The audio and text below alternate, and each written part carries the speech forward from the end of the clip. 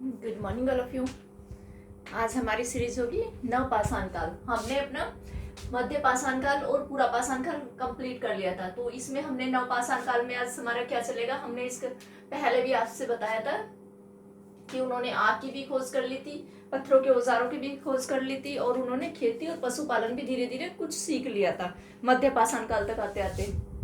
But नव पाषाण काल में उन्होंने क्या सीखा, नेथोलिक एज, इसमें उन्होंने क्या सीखा था, उन्होंने विलेजेस एंड अपनी सोसाइटी को डेवलप किया था। क्या विलेजेस एंड सोसाइटी को डेवलप करने लगे थे। नव पाषाण काल, न्योलिथिक काल, न्यो अर्थात नया या नव, लियो मतलब एक पत्थर, पाषाण का काल।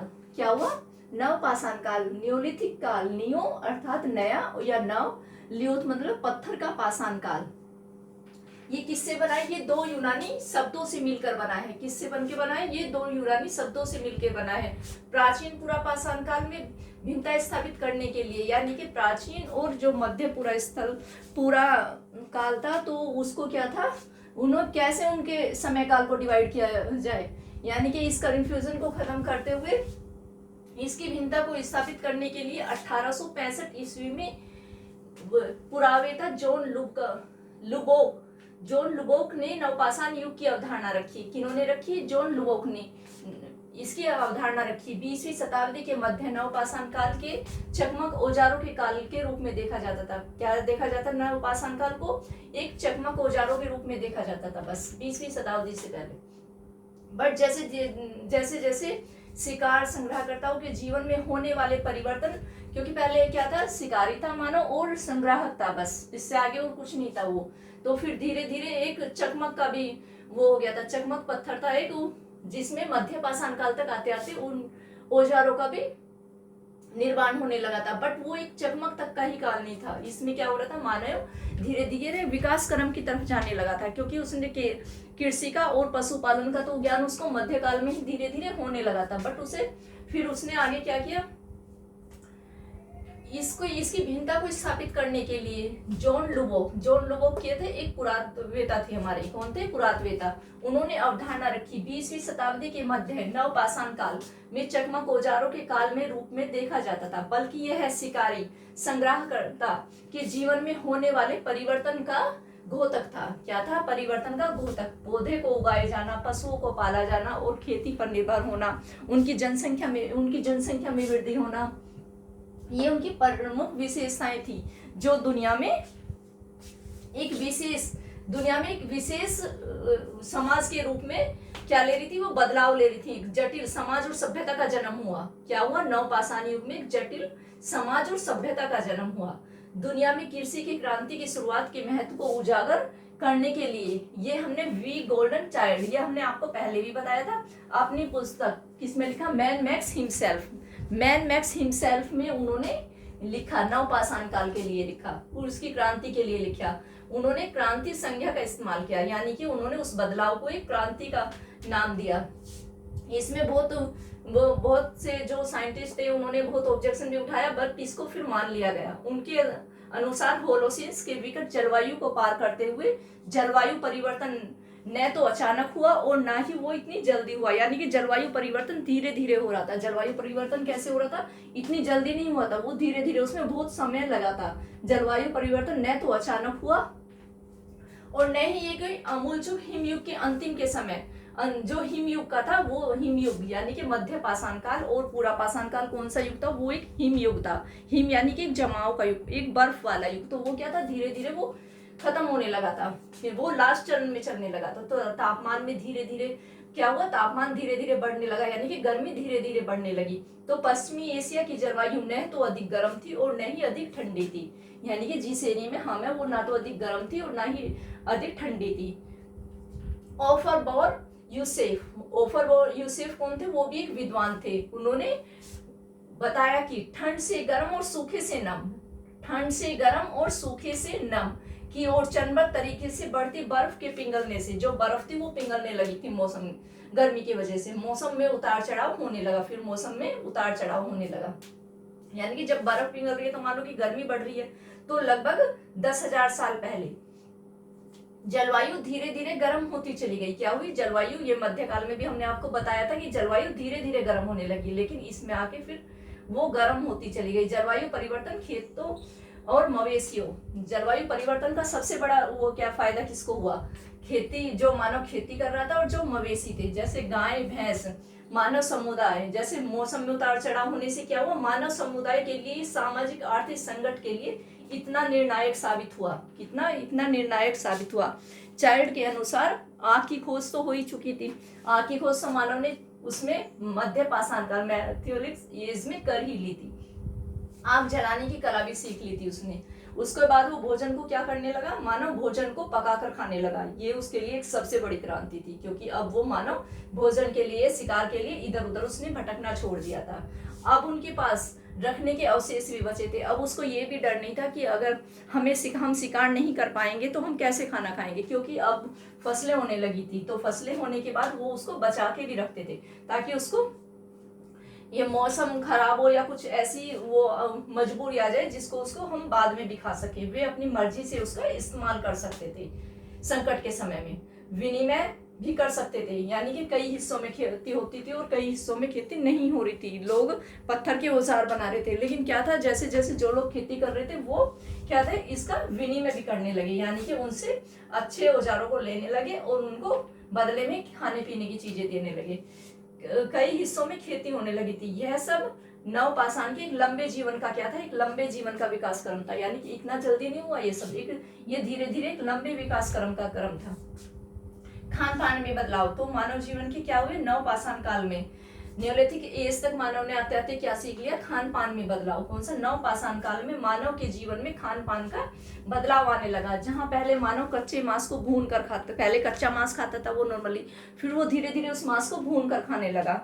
मध्यकाल तक आते आते जब उसको भून कर खाने लगा, लेकिन जैसे ही वो नवपाषाण काल में आया, मध्य पाषाण काल में भी उसको कुछ खाने के लिए कुछ वनस्पतियां मिल गई थी, उसे थोड़ा थोड़ा खेती का आभास हो गया। बट जब वो नवपाषाण काल में आया, तो नवपाषाण काल में आने के बाद उसके पास यानी कि खाने के भंडार हो गए, खाने की बहुत सारी चीजें होंगी। गेहूं, जौ, कपास आदि को वो अच्छे से उगाने लगा, यानी कि वो एक प्रॉपर खेती वो करने लगा, एक कृषक बन गया। उसने पशुओं द्वारा दूध, जो पशु उसने पालतू पशु बनाए थे उनका क्या, दूध, और दूध से बनी हुई चीजों का भी वो इस्तेमाल करने लगा। उनकी अब क्या हुआ, जब उनको खाने पीने में उनको अच्छा प्रोटीन वगैरह सारी चीजें अच्छे से मिलने लगी, तो उनको क्या हुआ, उनकी शारीरिक बनावट व रूप में भी बदलाव आया, क्योंकि इसका असर पड़ा अच्छे खान पीन का। अभी मतलब इस शोध पर अभी कार्य चल रहा है, उनके स्वास्थ्य पर भी इसका कुछ असर अच्छा पड़ा, क्योंकि स्वास्थ्य भी अब उनके स्वास्थ्य में भी बहुत अधिक और उनकी शारीरिक बनावट में भी सुधार होने लगा। अब उनके बसने के तरीके देखो क्या थे, मध्य पाषाण काल में और पूरा पाषाण काल में लोग क्या रहते थे, वो इधर उधर घूमते रहते थे, यानी कि उनका एक कोई भी स्थायी निवास नहीं था। नव पाषाण काल में बस्तियों की संख्या क्या हुई, बस्तियों की संख्या बढ़ने लगी, जनसंख्या बढ़ने लगी, इनके बसने के तरीके भी बदल गए। अब वे एक स्थायी स्थान पर रहने लगे, क्योंकि अब वे कृषक भी बन गए थे और ये व्यापार भी करने लगे थे और उद्योग भी करने लगे थे। अब इनके कारण उनके पास कच्ची मिट्टी की ईंटों के बने मकान होते थे, या वो अपना कुछ ऐसा स्थायी ठिकाना बना लेते थे जिसमें वो आराम से रह सकें, यानी कि ईंटें थी वो मानव के द्वारा ही निर्मित थी, कोई तब उस टाइम पे कोई ऐसा वो नहीं था, उनको धूप में सुखाया गया होगा या चूल्हे पर ही सुखाया गया होगा, बस इतना। मानव जीवन ने ऐसे धीरे धीरे अपने विकास क्रम की तरफ बढ़ने लगा। ये इसमें क्या था, नवपाषाण काल। कौन सा काल था ये, न्योलिथिक एज। इसको हम न्योलिथिक एज के नाम से भी जान सकते हैं, यानी कि न्योलिथिक एज, नवपाषाण काल। नियो का मतलब क्या है, नियो अर्थात नव, नियो अर्थात नव या नया भी बोल सकते हो आप उसको, और लियोथ मतलब पाषाण, जैसे वो क्या है, एक पत्थर का पत्थर, लियोस मतलब एक पत्थर, पाषाण। ये किससे बना है, दो यूनानी शब्दों से मिलकर बना है। किससे बना है, दो यूनानी शब्दों से। ये थोड़ा कुछ हटकर है एनसीईआरटी से, ये इनकी भी नॉलेज देना आपको, इनकी भी जानकारी देना जरूरी है, क्योंकि यूपीएससी और पीसीएस कोई छोटा लेवल तो है नहीं जो आप बच्चे हो उसको ऐसे ही कर लोगे, तो आपको पता होना चाहिए अपने इतिहास का अच्छे से। प्राचीन पुराकाल पाषाण काल में क्या भिन्नता स्थापित की, इसकी भिन्नता को स्थापित करने के लिए किसने काम किया, इसकी भिन्नता को किसने स्थापित किया सबसे पहले, कि ये नव पाषाण काल, मध्य पाषाण काल और पूरा पाषाण काल से अलग है। तो ये किसने बताया, वरना पाषाण काल भी इसको बोल सकते थे, बट इसको डिवाइड किया गया, उसको कालखंडों में विभाजित किया गया। नव पाषाण काल का इसने कहा किया सबसे पहले विमोचन 1865 ईस्वी में। कब? 1865 ईस्वी में। कौन थे इसके पुरावेता? जॉन लुबाक। इसके कौन थे पुरावेता? जॉन लुबाक थे इसके। इन्होंने किसकी अवधारणा रखी? एक नवपाषाण नव युग की धारणा रखी। नवपाषाण युग की इन्होंने धारणा रखी जॉन लुबाक ने। 20वीं शताब्दी के मध्य नवपाषाण काल को किसके नाम से जाना जाता? सिर्फ एक चकमक औजारों के नाम से जानते थे इसको। चकमक या बस एक इसको शिकारी या वो कृषक के उससे जानने लगे थे बस। बट जैसे एक शिकारी संग्राहक करता, कौन थे? शिकारी, जो शिकारी थे, संग्राहक थे, उनके जीवन में क्या हो रहा था? धीरे धीरे बहुत बड़ा परिवर्तन आ रहा था उनके जीवन में, मानव जीवन में एक बहुत बड़ा परिवर्तन आ रहा था। यानी कि उन्होंने पौधों को उगाना, यानी कि एक उन्होंने ज्यादा से ज्यादा पौधों को उगाना शुरू कर दिया, पशुओं को पालना शुरू कर दिया। अब वो खेती भी लगभग करने लगे, अब यानी कि प्रॉपर वो खेती भी लगभग करने लगे। तो क्या हुआ? अब उनको वो कृषक और वो पशुपालक और उद्योग जगत में एक क्रांति सिद्ध होने लगी उनकी। फिर क्या हुआ? जनसंख्या में भी वृद्धि हुई उनकी जनसंख्या, क्योंकि परिवार के साथ रहने लगे, गर्मियां बढ़ने लगी तो जनसंख्या में वृद्धि हुई। अब जब जनसंख्या में वृद्धि होगी तो उनके रहने के लिए भी उनको स्थान की जरूरत होगी, तो उसके लिए इनकी बस्तियों के आकार बढ़ने लगे, इनकी बस्तियों के आकार में भी बढ़ाव होने लगा। यानी कि और बस्तियां किस तरह की होती थी? इनके मकान मिट्टी के बर्तन भी इनके बनने लगे, क्योंकि इन्होंने एक उद्योग का वो कर लिया था। पहिए का आविष्कार हो चुका था उस समय, लेकिन इन्होंने मिट्टी के बर्तनों का भी उपयोग करना शुरू कर दिया। अब इनका सामाजिक सांस्कृतिक क्या था? सामाजिक और सांस्कृतिक ये आदान प्रदान भी होने लगा, यानी कि अब धीरे धीरे वो रूप कबीले के रूप में आने लगा। दुनिया में तमाम समाज, ये पूरे वर्ल्ड का है, दुनिया के तमाम समाज थे जो संसार में थे, वो नवपाषाण युग के बाद जटिल समाज और सभ्यता का जन्म हुआ। क्या हुआ? एक जटिल समाज और सभ्यता का जन्म हुआ। यानी कि नवपाषाण काल में क्या हुआ? एक जटिल समाज और सभ्यता का जन्म भी हो रहा था धीरे धीरे। दुनिया में कृषि क्रांति की शुरुआत, यानी कि कृषि की एक बड़ी क्रांति की शुरुआत हो गई थी, कृषि एक बड़े लेवल पे होने लगी थी। इसके महत्व को उजागर करने के लिए हमने मध्य पाषाण काल में भी आपको बताया था, हमारी पिछली वीडियो में भी आपने वी गॉर्डन चाइल्ड का नाम सुना होगा, इसमें भी इसका दिया हुआ है। तो उन्होंने क्या करा? उन्होंने कृषि के लिए, कृषि हमने उसमें भी कृषि का दिया हुआ था, एक कृषि के लिए जो उद्योग, कृषि के लिए जो उन्होंने एक विधि बनाई थी। अपनी पुस्तक उन्होंने कृषि क्या लिखा अपनी, उनकी कौन सी पुस्तक थी? मैन मेक्स हिमसेल्फ, जो वी गॉर्डन चाइल्ड की बुक थी। तो उन्होंने इसमें कृषि की क्रांति के महत्व को बताया इन्होंने, और एक क्रांति संज्ञा का इस्तेमाल किया इन्होंने। क्या संज्ञा का इस्तेमाल किया? एक क्रांति संज्ञा का। लेकिन हेलिसोस, इन्होंने क्या किया? उन्होंने हेलिसोस के विकट जलवायु को पार, यानी कि हेलिसोसिस सन की विकट जलवायु जो ठंडा युग था, यानी कि बर्फ जमाव का युग था, तो हिमयुग के एक विकट जलवायु को पार करते हुए, हिमयुग की विकट जलवायु को उन्होंने अब पार कर लिया था। तो अब धीरे धीरे परिवर्तन आया। ये परिवर्तन एकदम नहीं आया, बल्कि ये परिवर्तन धीरे धीरे बहुत समय बाद हुआ। अब हिमयुग की अंतिम अवस्था थी, अब हिमयुग का लास्ट चरण था। तमाम अब धीरे धीरे बढ़ते पश्चिमी एशिया में क्या हुआ? जलवायु न तो अधिक गर्म थी और न ही अधिक ठंडी थी। इन सब चीजों पे आप नोट्स बनाते जाइए। न तो अधिक गर्म थी, अगर आपको पीडीएफ लेनी हो तो फिर कमेंट कर दीजिए, आप कमेंट बॉक्स में कमेंट कर दीजिए। अधिक गर्म थी और न ही अधिक ठंडी थी। इसको लाइक और सब्सक्राइब भी कीजिए ताकि ये वीडियो सभी के पास जाए। इसमें हम आपको कुछ अलग से भी महत्वपूर्ण जानकारियां देंगे। तो क्या था इसमें? कुछ वर्ल्ड की भी हिस्ट्री और कुछ इंडियन हिस्ट्री है हमारी। पश्चिमी एशिया जलवायु में न तो अधिक गर्म थी और न ही अधिक ठंडी थी। अब ऑफ वार यूसेफ कौन थे? ये देखो, ये भी एक विद्वान थे। कौन थे? एक ये विद्वान थे, ऑफ वार यूसेफ कौन थे? एक ये बहुत बड़े विद्वान थे। इन्होंने बताया ठंड, यानी कि ठंड से गर्म, यानी कि जो ठंड थी अब वो गर्म, और सूखे में नमी। क्या?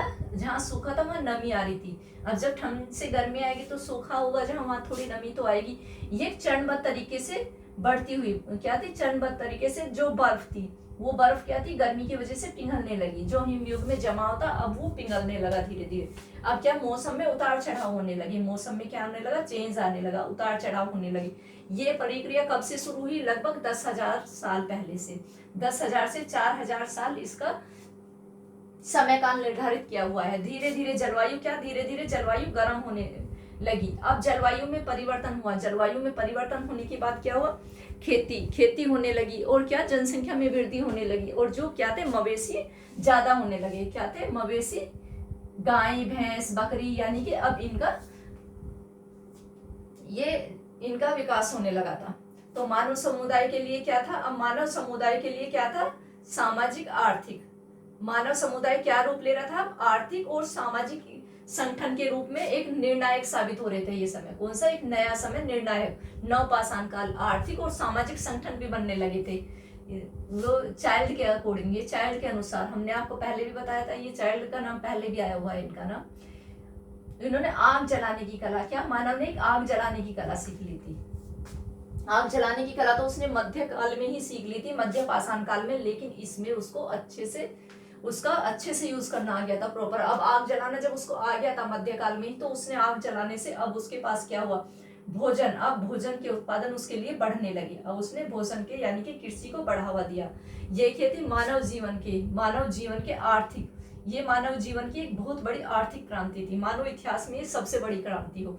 अब उनके पास रखने के लिए अधिशेष भी बचे थे। अब वो कृषि से जो फसलें उगाई जाती थी उससे कुछ अन्न को वो अब बचा के रख देते थे, ताकि उसे संकट के समय उसे अच्छे से खा सके। अब उन्हें ऐसा भी नहीं था कि आज शिकार नहीं मिला तो वो कल नहीं खा पाएंगे, उसका अच्छे से इस्तेमाल कर सकते थे। विनिमय भी कर सकते थे, क्या, जो उनके पास फसल बची थी तो उसको विनिमय भी कर सकते थे। अब उसको किसी पत्थर के औजार बनाते थे कुछ लोग, उनसे औजार के बदले उनको वो क्या देते थे, उनको अपना अनाज देते थे, फसलें देते थे, उनकी जो फसलों से अनाज होता था उनको देते थे। क्योंकि ये तो जरूरी नहीं था कि सभी लोग एक ही काम करते हो, कुछ लोग खेती कर रहे थे, कुछ कहीं पे खेती हो रही थी और कहीं पे उद्योग जगत को बढ़ावा दिया जा रहा था। नवपाषाण तक एक लंबे जीवन के विकास का परिणाम था। क्या था, एक लंबे जीवन के विकास का परिणाम था। उनके खान पान में भी बदलाव आने लगा। क्या आने लगा, उनके खान पान में। नवपाषाण काल में मानव के जीवन में खान पान में भी बड़ा बदलाव आया। किसमें आया, खान पान में। जहां पहले मानव क्या खाता था, सिर्फ कच्चा मांस खाता था या मांस को भून कर खाता था बस, और मछलियों को खाता था। क्या, मध्य पाषाण काल और पूरा पाषाण काल में कच्चे मांस को, ये मछलियों को, इन चीजों को ज्यादा खाता था। अब वो क्या था, अब वो अनाज को भी खाने लगा था। अब उसे जरूरी नहीं था कि उसे सब यही चीजें खानी, अब उसके पास अनाज भी था खाने के लिए, जिसमें क्या, कौन कौन सी फसलें होती थी, गेहूं, जौ, कपास, यानी कि कपास से उसको कपड़े भी मिलने लगे थे। ये अब बड़े पैमाने पर क्या थे, बड़े पैमाने पर ये अब इनकी कृषि खेती होने लगी थी। पशुओं के द्वारा जो उसको दूध प्राप्त होता था, उस दूध से भी वो कुछ और पदार्थ भी बना सकते थे, और चीजें भी प्राप्त कर सकते थे। अब ये नहीं था कि बस उसको सिर्फ दूध का ही पता था। उनकी अब ये सब खाने के बाद उनकी शारीरिक बनावट में कुछ बदलाव आया, उनकी स्वास्थ्य पर भी कुछ इसका असर पड़ा। अब धीरे धीरे, लेकिन अभी भी इस पे कुछ शोध कार्य चल रहे हैं, अभी इसको अच्छे से डिटेल से नहीं बता सकते। बसने के तरीके, अब क्या थे, मानव जीवन के बसने के तरीके भी सबसे धीरे धीरे बदलाव आने लगा। नवपाषाण काल में क्या हुआ, बस्तियां बनने लगी, बस्तियों की संख्या बढ़ने लगी, क्योंकि जनसंख्या बढ़ रही थी, जनसंख्या के साथ साथ बस्तियां भी बढ़ने लगी।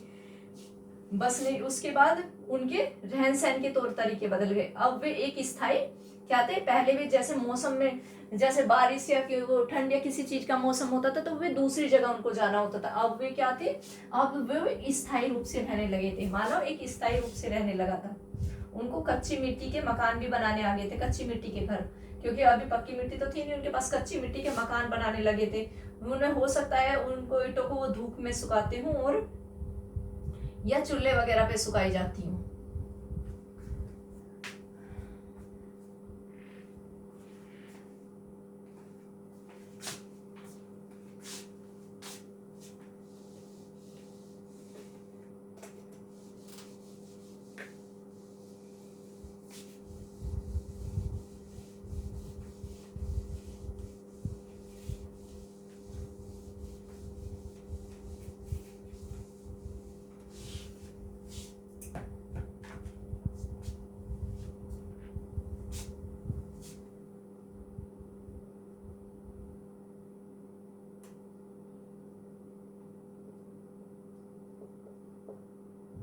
नवपाषाण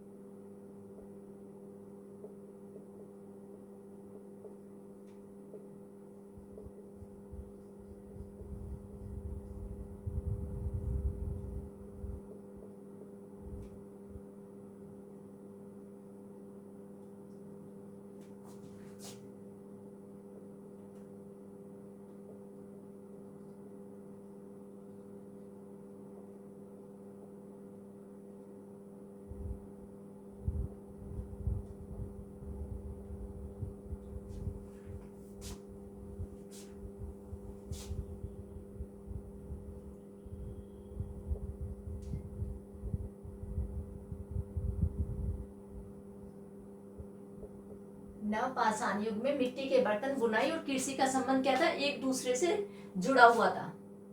एक दूसरे से कैसे जुड़ा हुआ था? कृषि होने लगी, कपास होने लगी तो उनको कपड़े भी बनने लगे, और जब उनको क्या थे, उनको कृषि के उनको भंडारण के लिए क्या बर्तनों की जरूरत पड़ी, तो फिर उन्होंने बड़े बड़े बर्तनों का बनाना शुरू किया।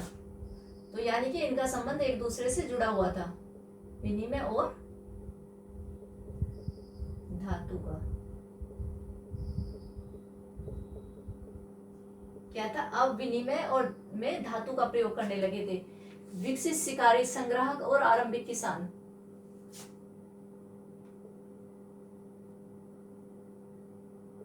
जो पहले से ही शिकारी थे, विकसित, हर कोई कृषक नहीं बन गया था। विकसित शिकारी,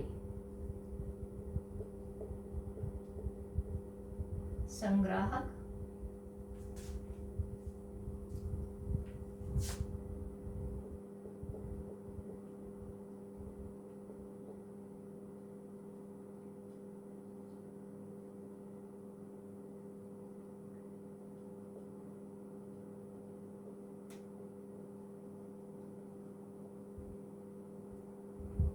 एक दूसरे और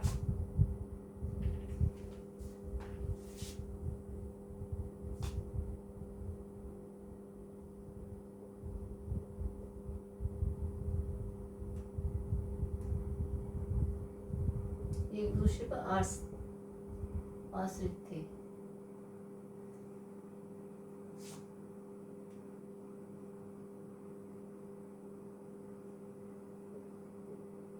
उनके बीच उत्पादन का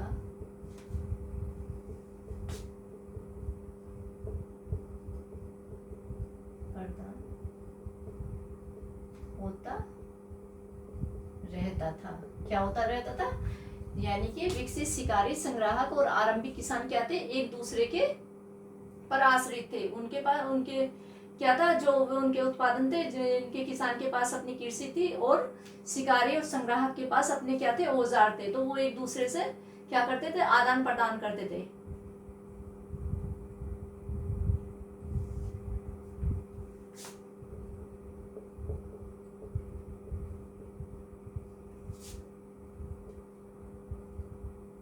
विनिमय के बिना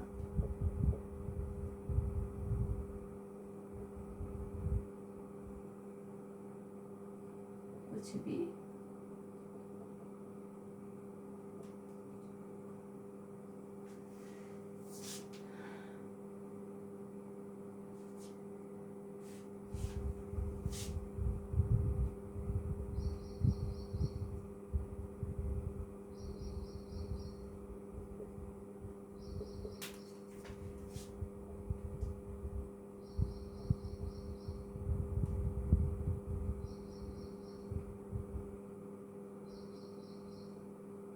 औजार कैसे थे? उनके पत्थर के थे। क्या थे? एक दूसरे पर वे आश्रित थे, क्योंकि उनके बीच आदान प्रदान होता था। क्योंकि विनिमय के बिना वे कुछ भी नहीं कर सकते थे, क्योंकि औजार क्या थे? औजार भी उस टाइम पर पत्थर के ही बनते थे। तो क्या थे? वो जो संग्रह कर ये थे, तो ये क्या थे? पत्थरों के औजार बनाते थे। जो कृषक थे वो कृषि करने लगे थे, एक दूसरे से क्या करते थे? वो आदान प्रदान करते थे। तो किस चीज का? वो उनसे अच्छे औजार लेते थे,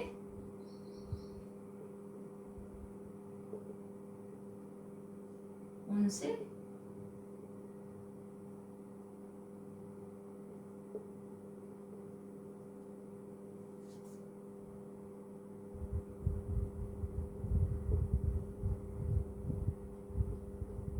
बहुल मूल्य औजारों के बदले अच्छी इसका उनको अनाज या बीज देते थे।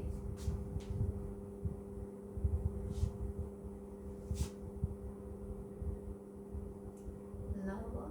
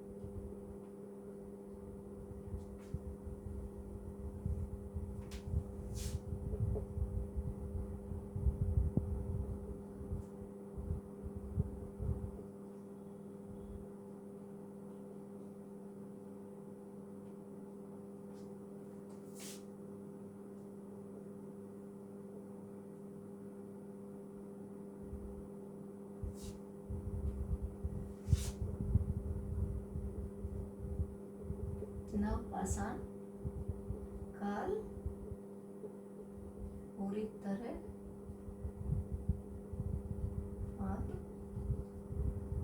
आत्मनिर्भर नहीं था। क्या नहीं था? पूरी तरह आत्मनिर्भर नहीं था, यानी कि वे एक दूसरे पर निर्भर थे।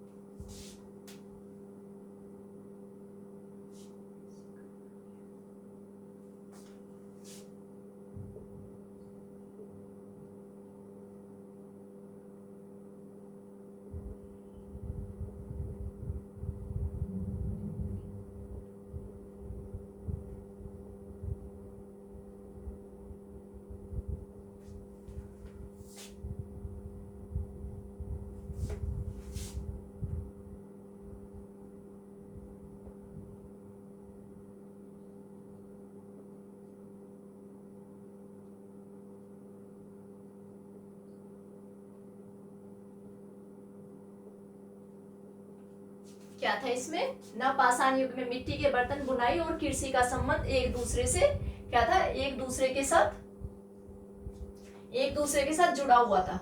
कैसे, मिट्टी के बर्तन, बुनाई, क्योंकि कृषि के साथ इसका संबंध था। कृषि के होने के बाद ही मिट्टी के बर्तनों की जरूरत पड़ी और फिर कपास होगी तो बुनाई की जरूरत पड़ी, कपड़े का भी निर्माण होने लगा। विनिमय, धातु का क्या करते थे, विनिमय करते थे। जैसे शिकारी, संग्राहक और जो आरंभिक कृषक थे वो क्या थे, एक दूसरे पर के बीच आश्रित थे, उनके बीच उत्पादन का आदान प्रदान होता था।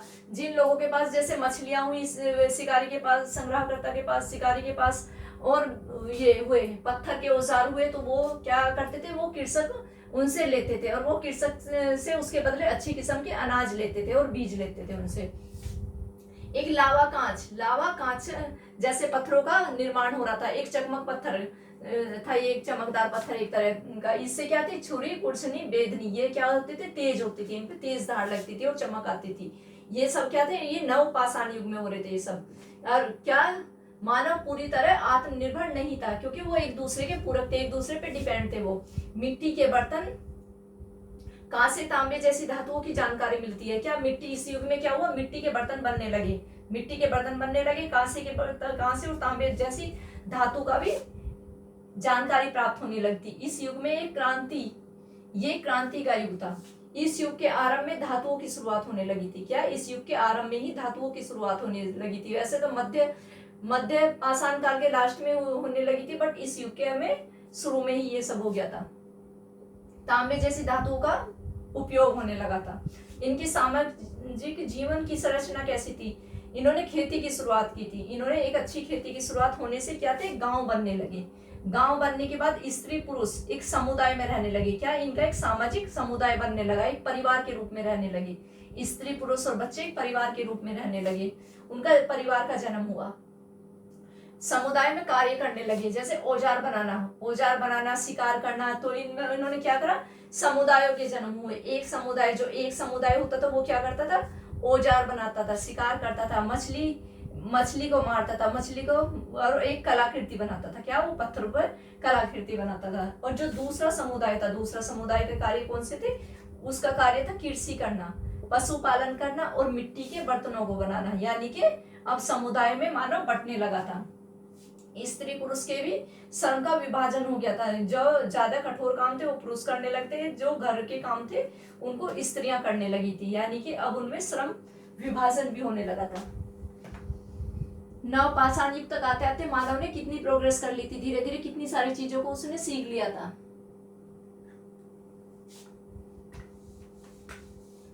अब क्या, उसके समुदाय भी बनने लगे थे।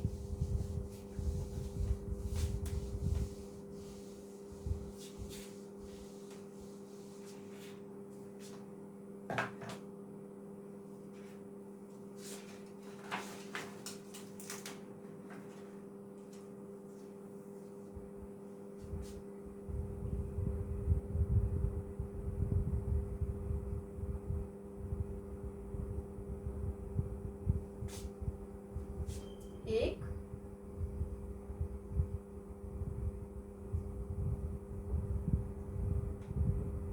कुम्हार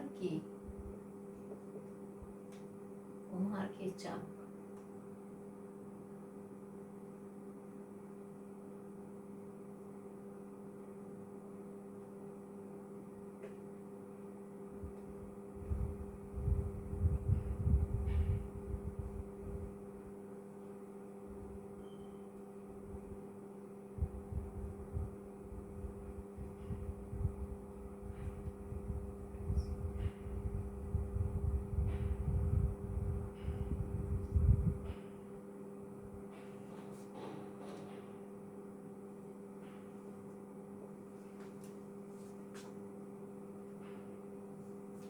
यानी कि एक तब कुम्हार का चाक तो था नहीं, तो मानव कैसे वो बनाता था, मानव कैसे अपने बर्तन बनाता था।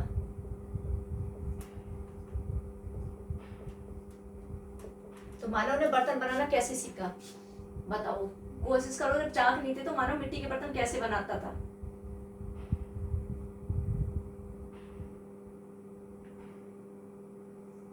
समझो, संभवतः कोई गोल चीज ली होगी, किसी गोलाद वस्तु, किसी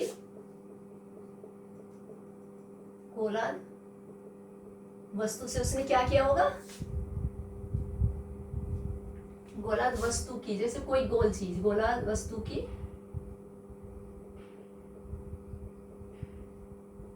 सहायता से, गोलाद वस्तु की सहायता से उसने क्या करा, इसको घुमाया होगा, इसको चारों तरफ इस पे मिट्टी लगा के इसको घुमाया होगा।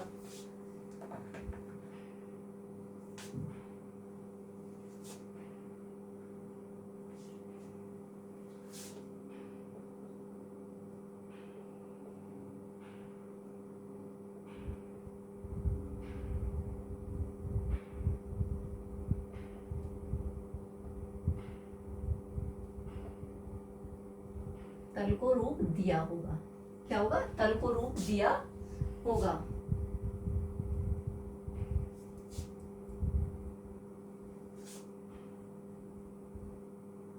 दिया होगा। फिर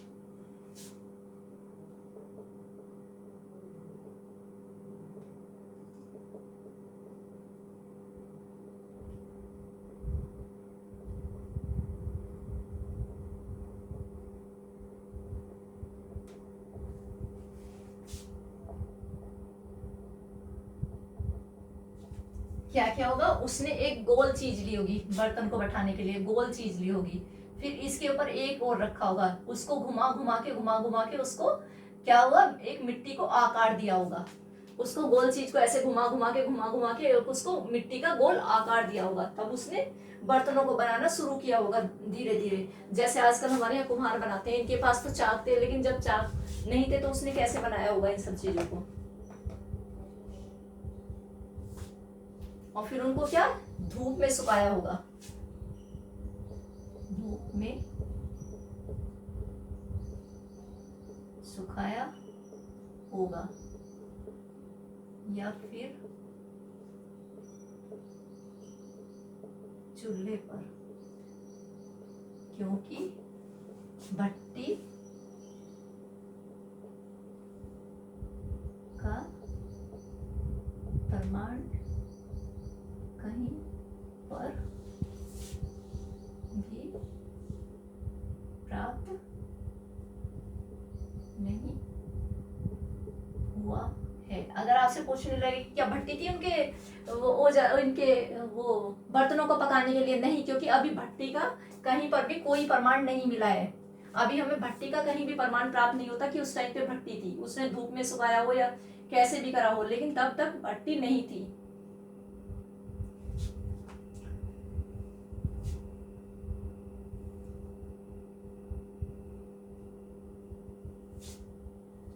क्या थे इनके पीसने के, कौन से औजार थे इनके, फसलों को पीसने के औजार, खल मूसल, आपने भी देखा होगा, चक्की, पत्थर की चक्की,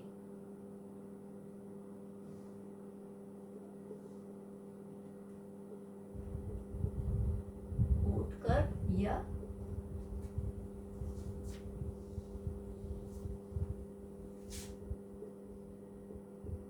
पीस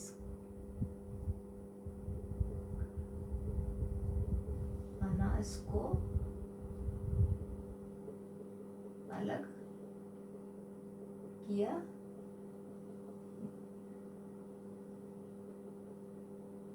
फसल को कैसे अलग किया जाता था, उनको कूटकर या पीसकर उनको अलग किया जाता था। उनके औजार कैसे होते थे, थोड़े सख्त होते थे, पत्थर के। फसलों को कूटने के लिए औजार कैसे होते थे, थोड़े सख्त या कठोर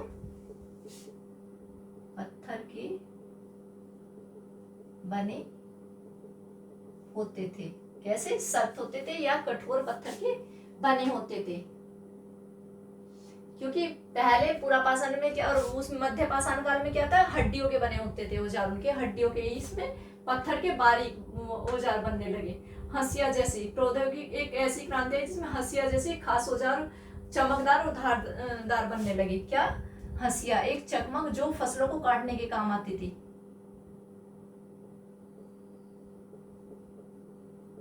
हंसिया जो धारदार व चमकदार होती थी। क्या थी? हंसिया। ये फसलों को काटने के काम आती थी, जो धारदार होती थी और क्या होती थी, इसमें चमक होती थी। औजार को कैसे बारीक किया जाता था? पत्थर को घिसकर, पत्थर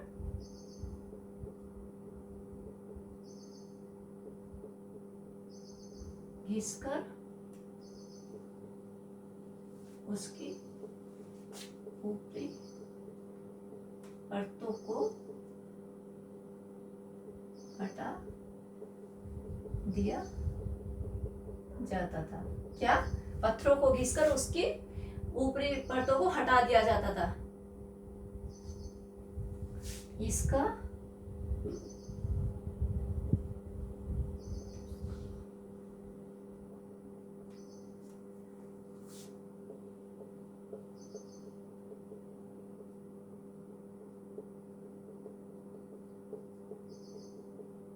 क्या? उसका प्रयोग एक बड़े पैमाने पर होने लगा था।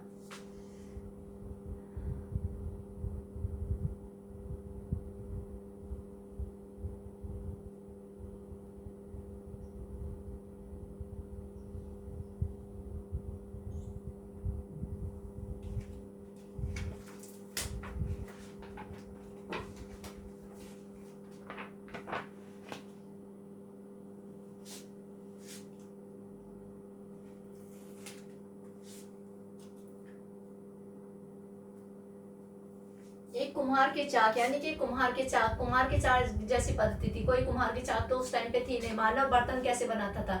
मानव संभवतः कोई गोलार्ध में कोई वस्तु ले होगी और उसको गोल गोल घुमाने की सहायता से उसने बर्तनों को आकार और उसको ऊंचाई दी होगी। लेकिन सुखाने का काम सिर्फ वो धूप में करता था, धूप या चूल्हे पर। कोई भी भट्टी के प्रमाण नहीं मिलते, भट्टी के प्रमाण नहीं है कहीं पर भी, अभी तक नहीं मिले हमें कहीं भी। औजार में क्या होते थे? उसके नए औजार कौन कौन से थे? खल, मूसल, चक्की, जो उनको कृषि के बाद जो उनकी जरूरत पड़ने लगी, जिनको फसलों को वो कूट कर पीस कर अनाज से अलग करने लगा। वो कैसे होते थे? थोड़े सख्त और कठोर पत्थर के बने होते थे। हंसिया जो उनका एक खास हथियार था, औजार था, वो क्या था? उनको फसलों के काटने के काम आता था। वो हथियार क्या था? एक चंद्राकार ऐसे धारदार हथियार था वो, और उसपे लकड़ी का मुट्ठा लगा हुआ होता था पकड़ने के लिए। तो वो क्या था? एक चमकदार और धारदार होता था। वो पत्थरों को घिसकर उसकी ऊपरी पत्थरों को कैसे, मतलब कैसे तेज धारदार बनाया जाता था? उसकी जो पत्थर के ऊपर की परत थी, जैसे पत्थर के ऊपर की परत को हटा के उसे बारीक, चमकदार और उसको धारदार रूप दिया जाता था।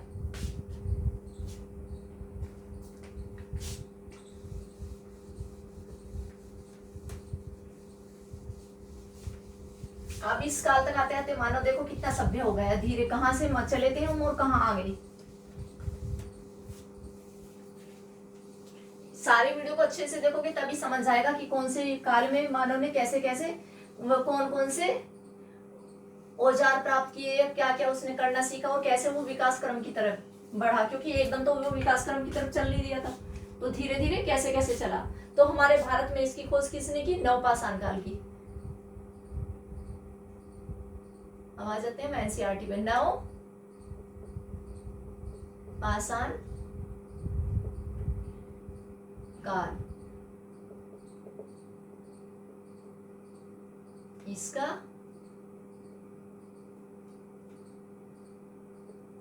समय काल क्या माना गया है?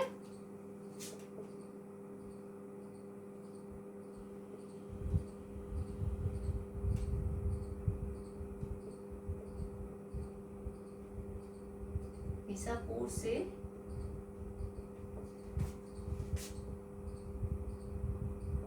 लगभग 4000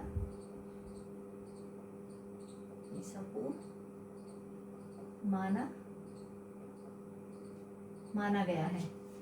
कितना माना गया है? 4000 से।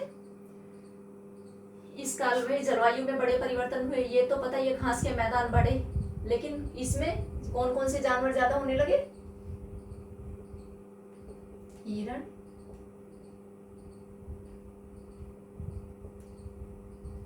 बारहसिंगा,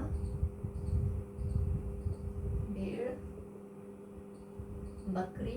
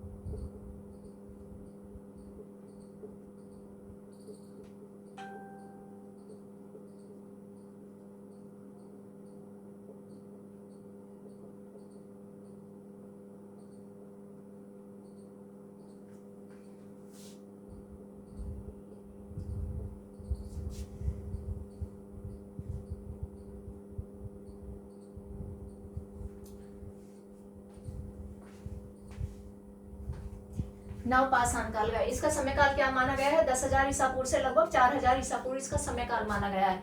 हिरण, बारहसिंगा, भेड़, बकरी, गाय, कुत्ते जैसे जानवरों की संख्या बढ़ने लगी।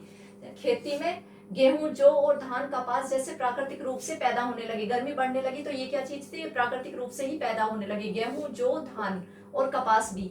हिरण, बारहसिंगा, भेड़, बकरी, गाय और ये कुत्ता। कुत्ता का क्या था? जो मानव ने सबसे पहले जिसको अपना पालतू बनाया, इनकी क्या थी? संख्या बढ़ने लगी। सबसे पहले कुत्ते को क्या बनाया मानव ने? पालतू बनाया। फिर भेड़, भेड़ बकरी सुअर गाय इनको पालतू बनाया। एक नवीन जीवन शैली का उदय होने लगा। क्या हुआ? एक नवीन जीवन शैली का उदय होने लगा। टीटेरा एवं पीटरसन, टीटेरा और पीटरसन की व्याख्या, इस काल में जलवायु में एक बड़ा परिवर्तन आया। किसकी व्याख्या दी है? टीटेरा और पीटरसन की। इस काल में जलवायु में एक बड़ा परिवर्तन आया। क्या आया? एक बहुत बड़ा परिवर्तन आया।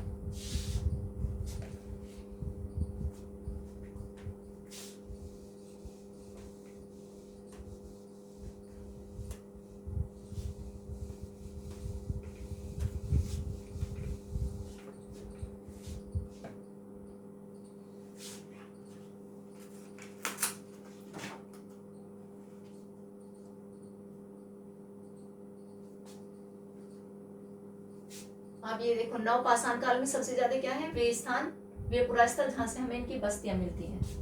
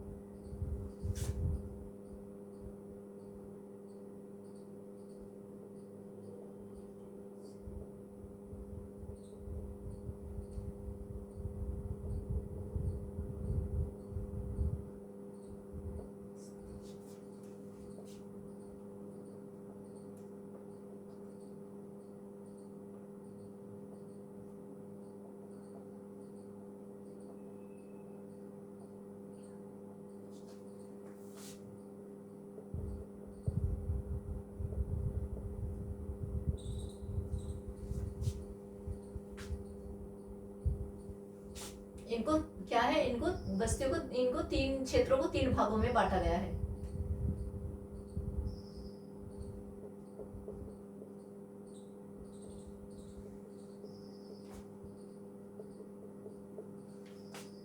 नवपाषाण काल के क्षेत्रों को तीन भागों में बांटा गया है।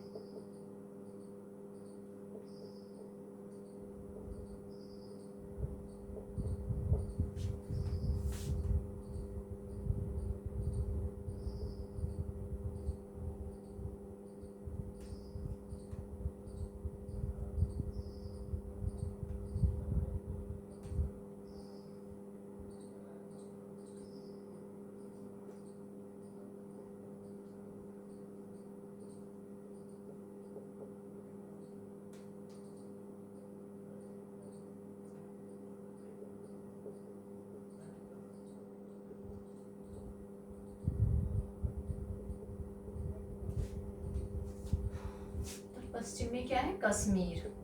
उत्तर पश्चिम क्षेत्र में कश्मीर। इसमें क्या है?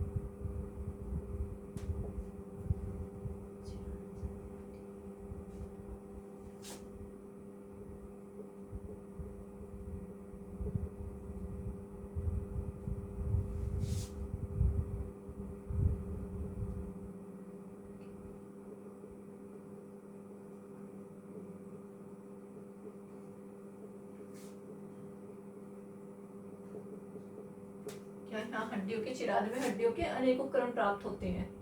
और द्वितीय क्षेत्र इसका ये कौन सा, प्रथम। अब ये द्वितीय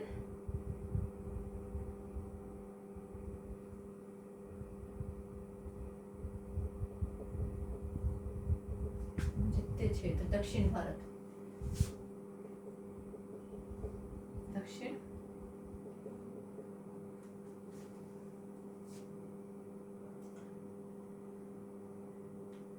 गोदावरी नदी के पठारों में।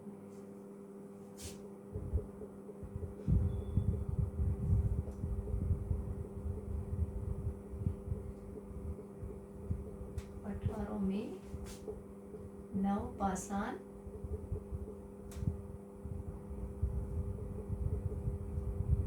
कालीन अवशेष होते हैं।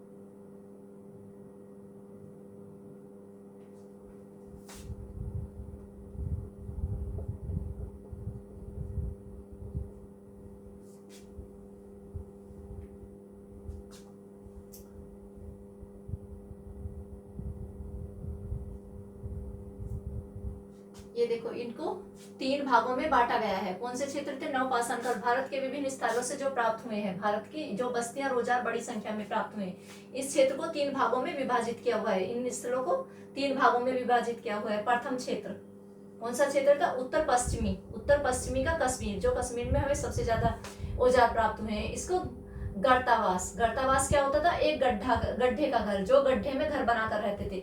हो सकता है ज्यादा सर्दी या बारिश के मौसम में गड्ढे में घर बना के रहते हो। इसमें क्या मिले हैं? इनमें मृत भांड मिले हैं, बहुत ज्यादा मृत भांड,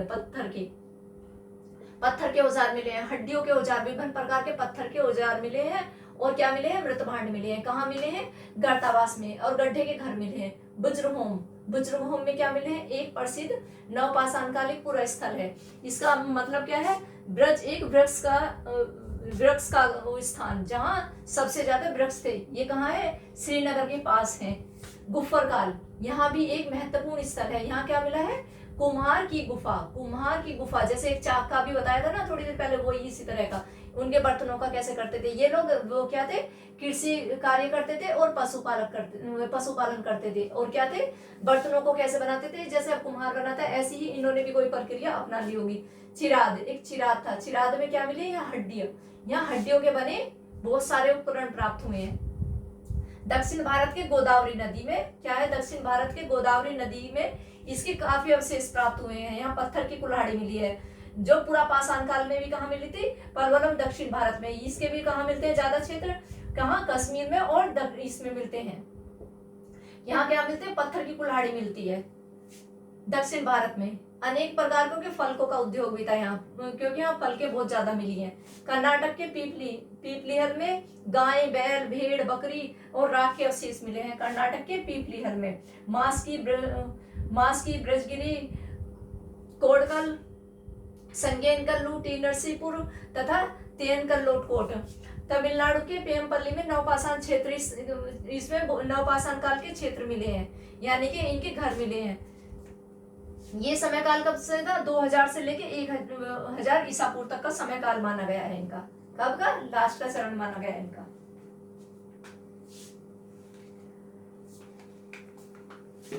कुछ इनके पूरा स्थल और हैं जो इनको जल्दी से देख लो, अब जल्दी से कर लो, हो जाएंगे वो भी आपके आज ही।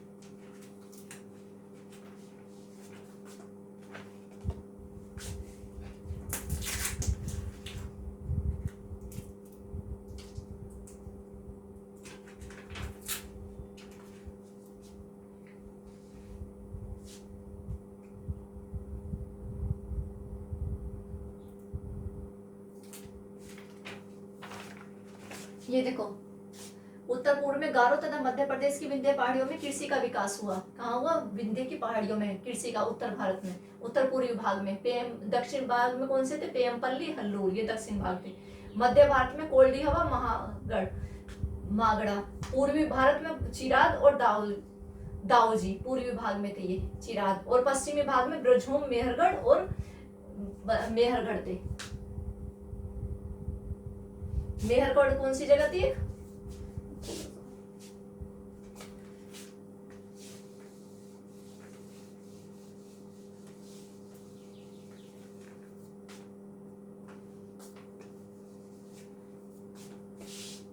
अभी देखो मेहरगढ़, मेहरगढ़ क्या था? यहाँ बस्तियां पाई गई हैं बहुत ज्यादा। क्या थी अब? बस्ती। लगभग कब बसी थी? 8000 ईसा पूर्व से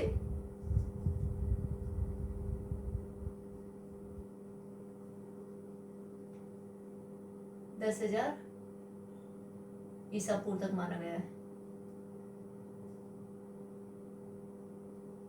ईसा पूर्व तक का समय काल माना गया है।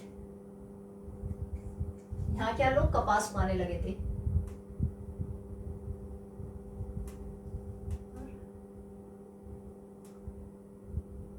कपास उगाने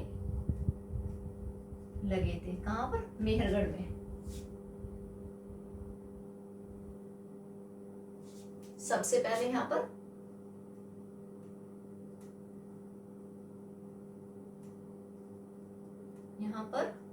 खेती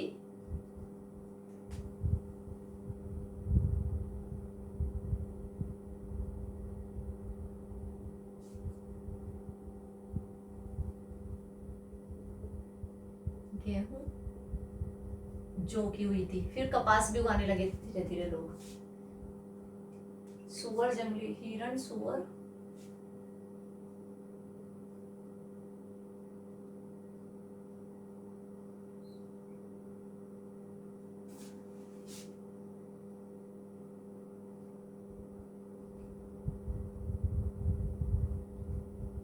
हड्डियां मिली है। क्या मिले? हड्डियों के सेट मिले हैं।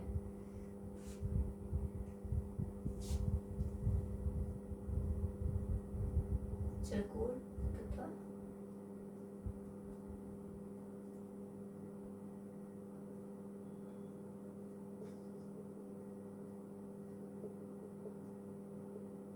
क्या? चकोर तथा आयताकार प्राप्त होते हैं।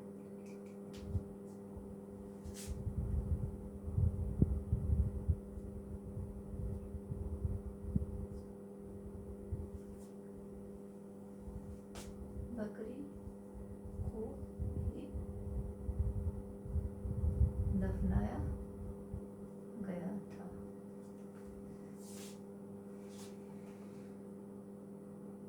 छोटा नाग, छोटा नागपुर।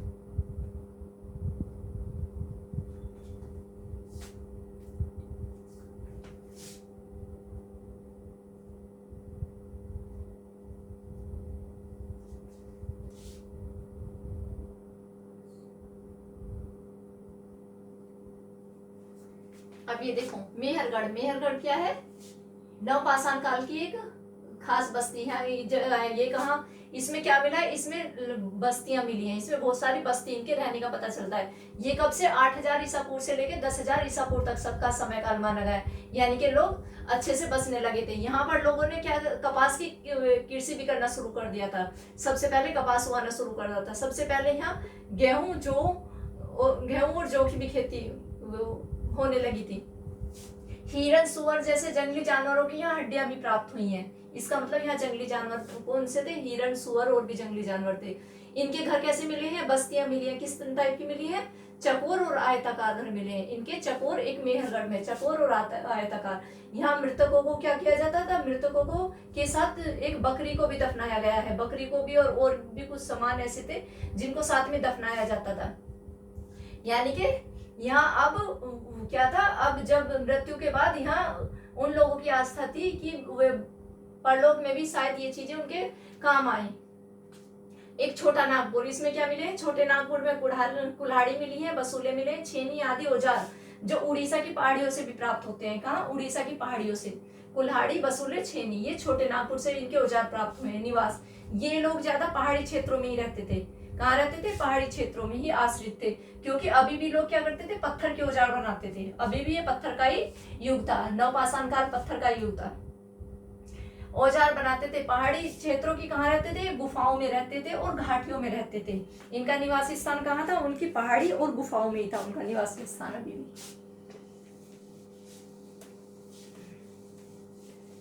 तो पूरा पाषाण काल भी हमारे अच्छे से हो गया। ये सारी चीजें जो उनके समय काल है, जो उनके जहां जहां उनकी वो जो जिस जगह उनके औजार प्राप्त हुए हैं वो चीजों को बहुत अच्छे से लिखना है।